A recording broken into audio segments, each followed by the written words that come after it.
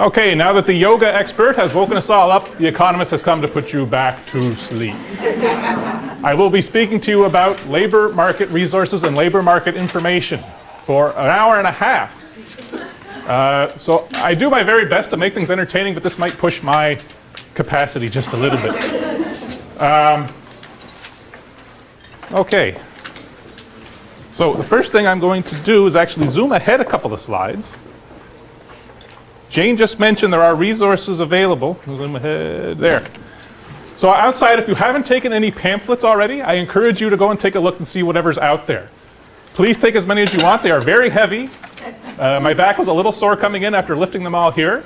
That stretch helped out a lot, but if I have to carry less weight back with me, I will be very, very happy. My name is Joe Dunleavy, and I am an economist with the Department of Labor and Advanced Education.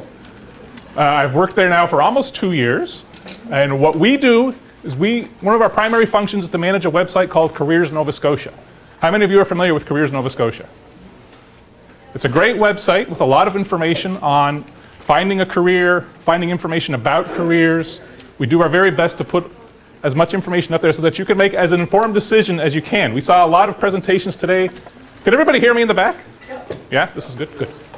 So we saw a lot of information today about assessment tools. I think these are all fantastic. With our labor market information, one of the things I would tell people is that there's no answers. You all work with a lot of people who are making decisions in their lives, and I'm sure you know that everybody's a little bit different. So you won't find in labor market information anything that gives a specific, here's what Bill needs, here's what Joyce needs. What you will find is a good generic outline for people to start with. So let's get started.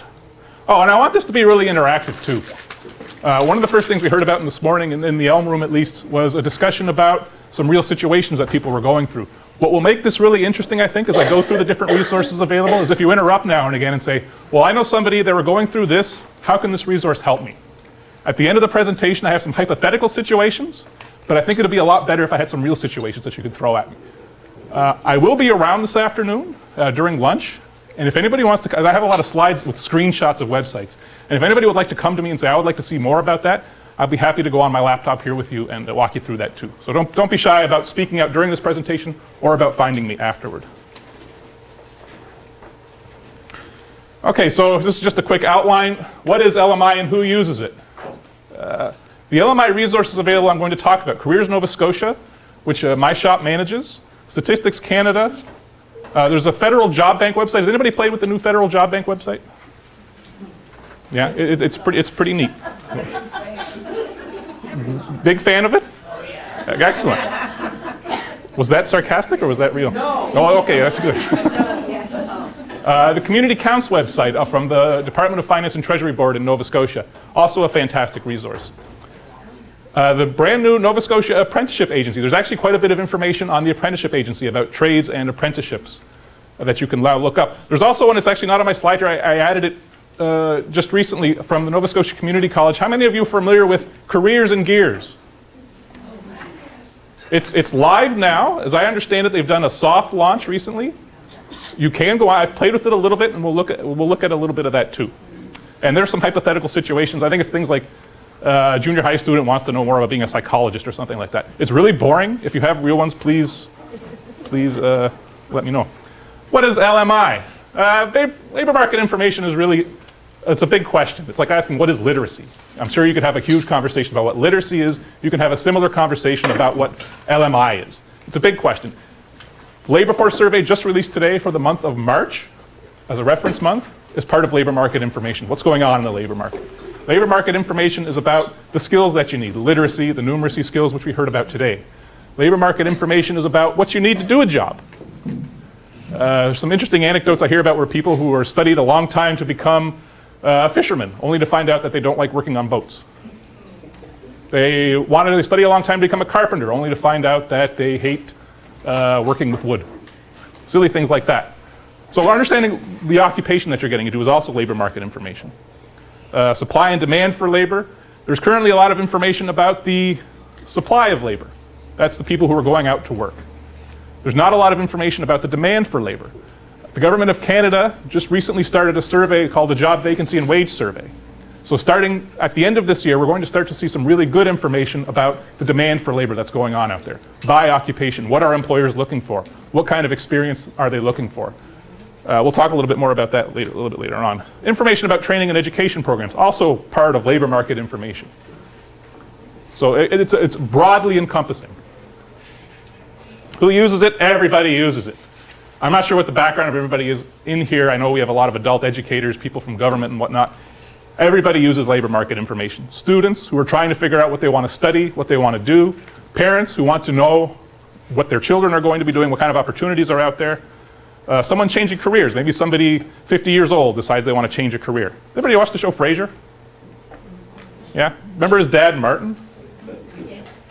I read a little bit about the actor. He only decided to become acting, I think, at the age of 45. And that was his first acting job, was on that show. So he had not been a career actor. I'm not sure what he did beforehand, but that was his first acting job. He did a fantastic job on that show. Educational institutions, they want to know what kind of programs to offer. I know the Nova Scotia Community College is very active in trying to find what kind of programs will serve labor market needs. Industry sector councils. We'll talk a little bit more about this later on. I'm currently sitting on a committee with the Nova Scotia Construction Sector Council. They've launched a huge study of the construction sector and the labor market information associated with it. They've been surveying people for the last 2.5 years. The study is going to be released, they hope, in May. I strongly encourage you to, I've got a website here later on, I'll show you. I strongly encourage you to keep your eye out for that. There's a lot of interesting things. I'm reading the draft right now. I can't tell you a lot about it, but it's really, really interesting, a lot of the findings on it. Careers Nova Scotia. So this is our baby that we manage right here. What are some of the functions and features about Careers Nova Scotia? There is a job search, first and foremost. It includes job results from searches from all over the internet. So it includes things like from Monster, Indeed, Career Beacon, and all these kinds of things. It's got some career planning tools on it. Those of you who've got the pamphlets out front, a lot of that has some career planning information in it. By the way, a lot of those pamphlets are available in PDF on our website as well. So if I run out and if you want to find some, I think I've got the link later on here that I can show you. You can grab those in PDF. Education and training. So there's a lot of information that shows what type of educational programs are out there. What kind of training you need to do a certain job. They're searching job profiles. That's a big piece of it. So if you want to say, what does it take to become an electrician? Or what does an electrician make right now? How many electricians currently work in Nova Scotia? You can go and search electrician on our job profiles and you'll be able to find that information. A lot of labor market info. So we do a lot of statistics that we post on there. The labor force survey is out today. Typically, by about Tuesday, we publish the latest labor market information from the labor force survey. We also put stuff from the National Household Survey. Everybody's aware of what that is? That replaced the long form census in 2011. Next year is census year. So we'll be filling out a new National Household Survey in 2016. And a bit of stuff about what to do when you're looking for work, filling out a resume and whatnot.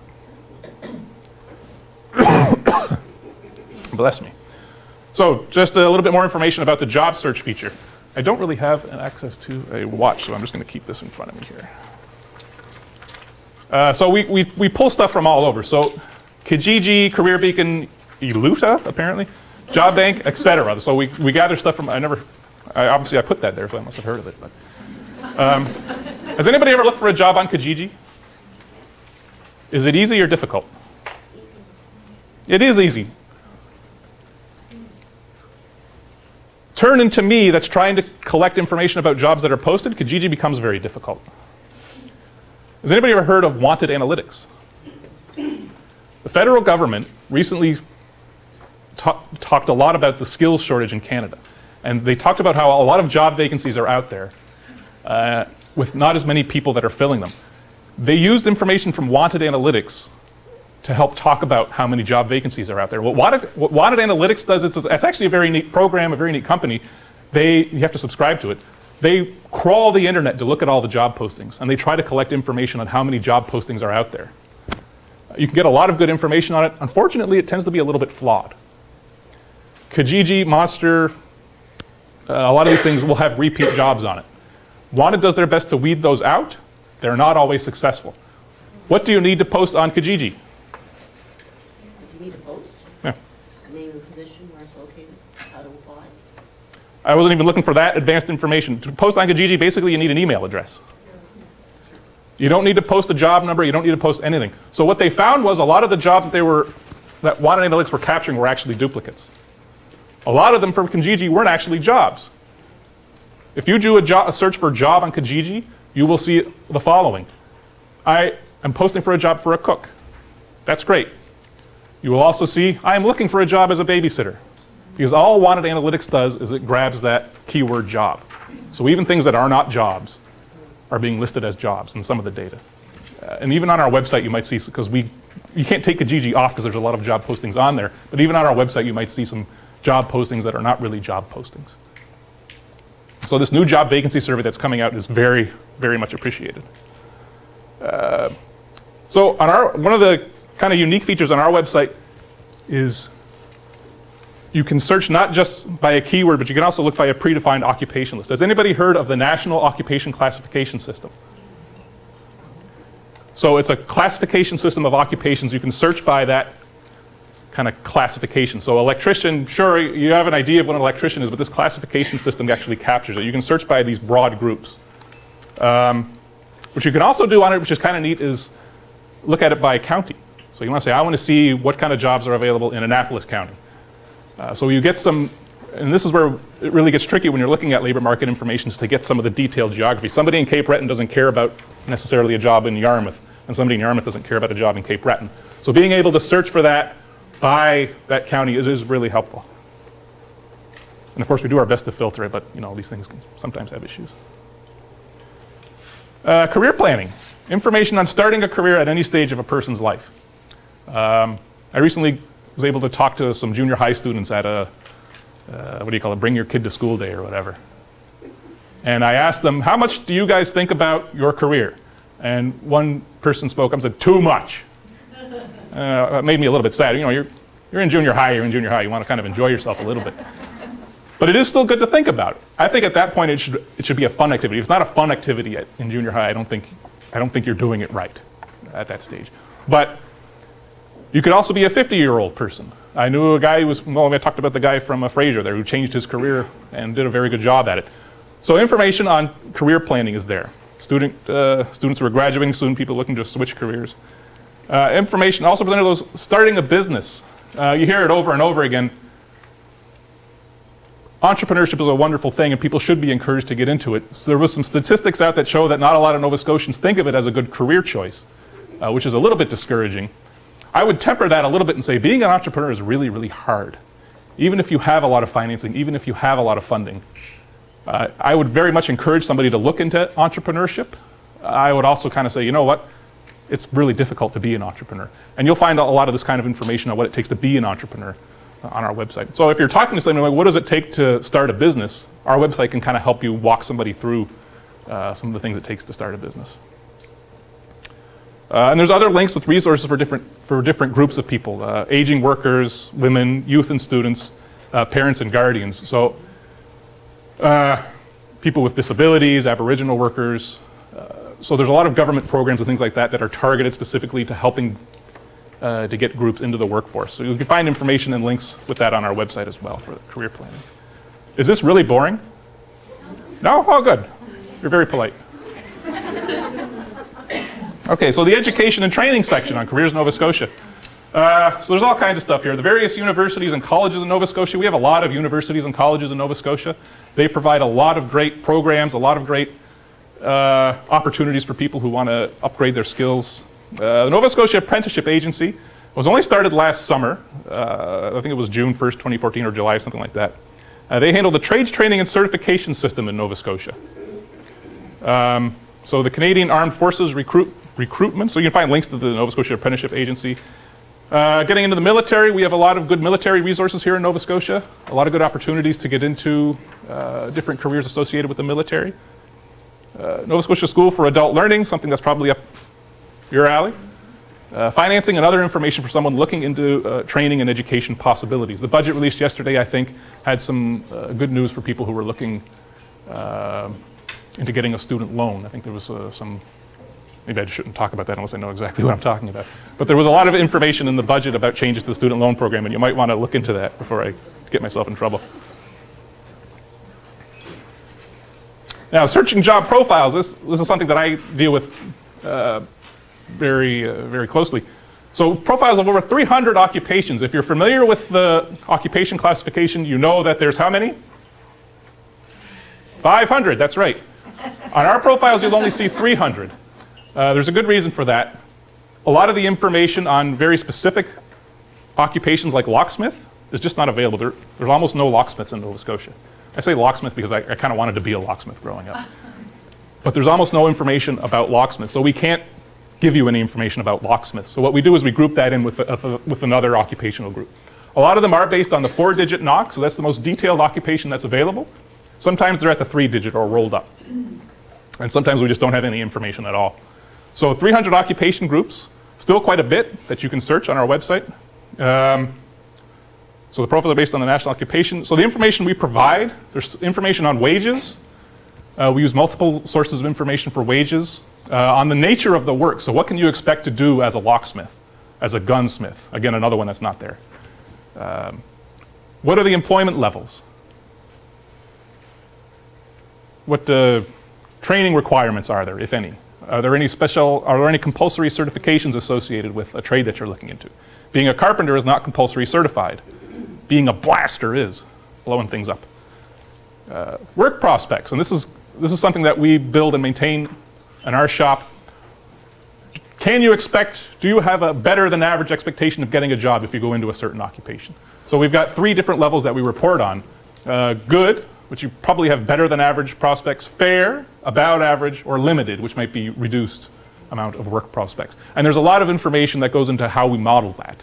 One of the things we look at is what is the age profile of that occupation. If the average age of that occupation is very high, we can expect a lot of retirements. So one of the things we look at is the amount of labor demand that might be out there. Excuse me. And 2 things that feed into that is what is the growth we can expect to see. That's a very difficult thing to get a handle on, but we do our best. The other one is how many retirements do we expect to see. The majority of job openings in Nova Scotia we expect over the next couple of years are probably going to come from retirements, people who are leaving the workforce. So we factor all of those things in to show you we have about, say, 1,500 of occupation X in Nova Scotia. We expect there to be maybe 400 openings. We're going to label that as being good. And some of them, which is pretty cool, they have video profiles. These are becoming more and more popular in the LMI circles. PEI, I think, does some very nice ones where you can go up and say, I want to know what it means to be a truck driver, a cook. So you can go on and there's little videos where they actually interview people who went through the training, are currently working, and they tell you all about it. It's pretty cool.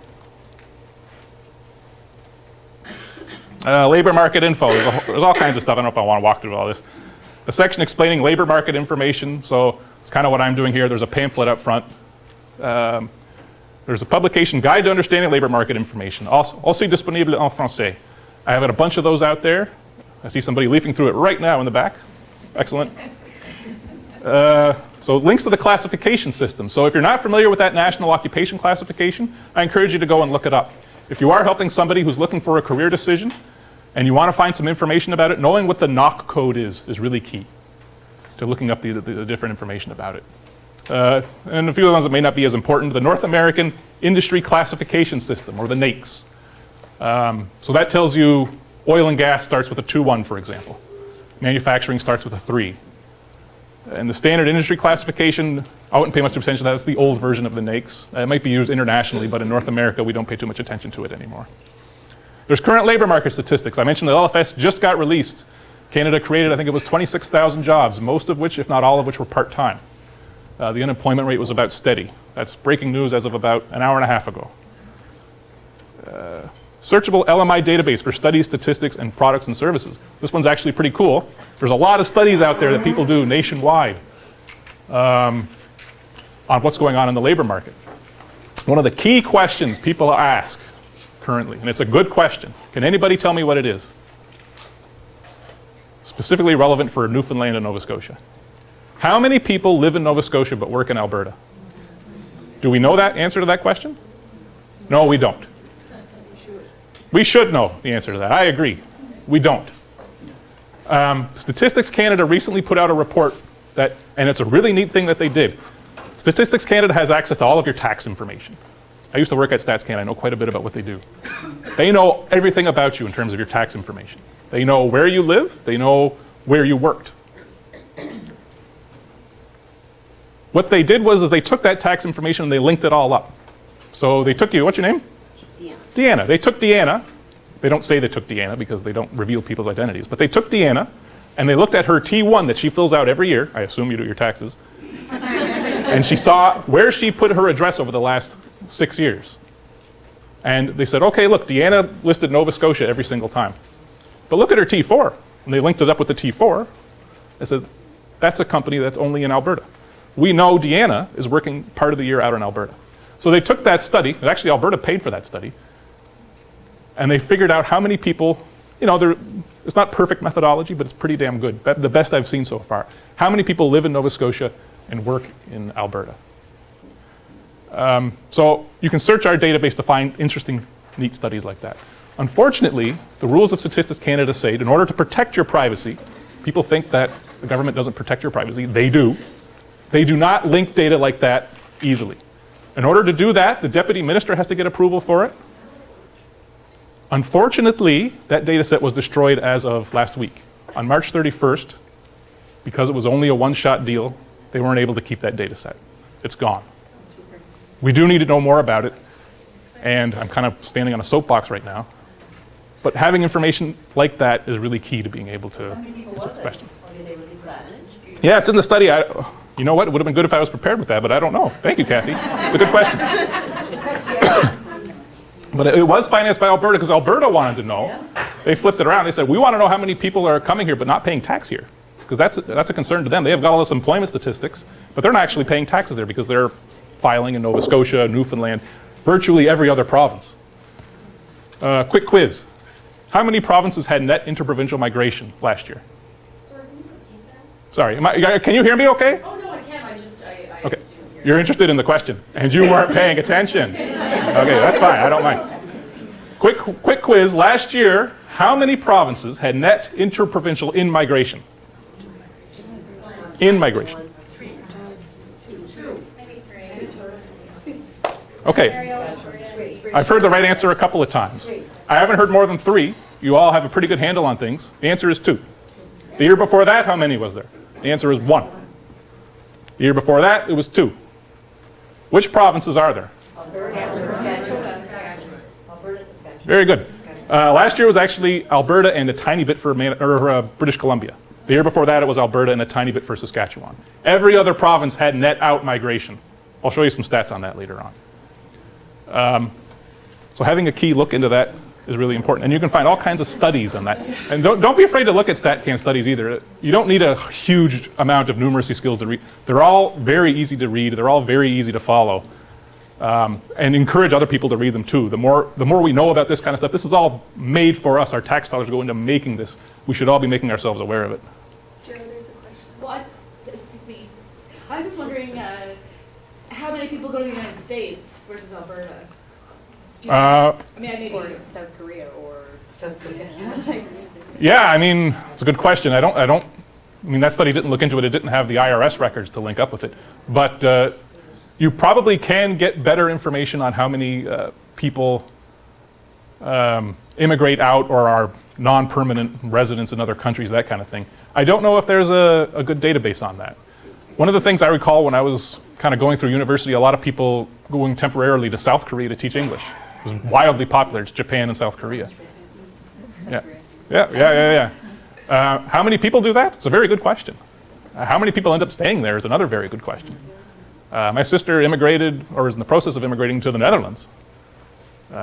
She got headhunted. She's really smart. She got headhunted to work in a job over there, and she's living over there now. It's great. I got a free place to stay in the Netherlands now. But you can find all kinds of stats on how many immigrants, returning immigrants there are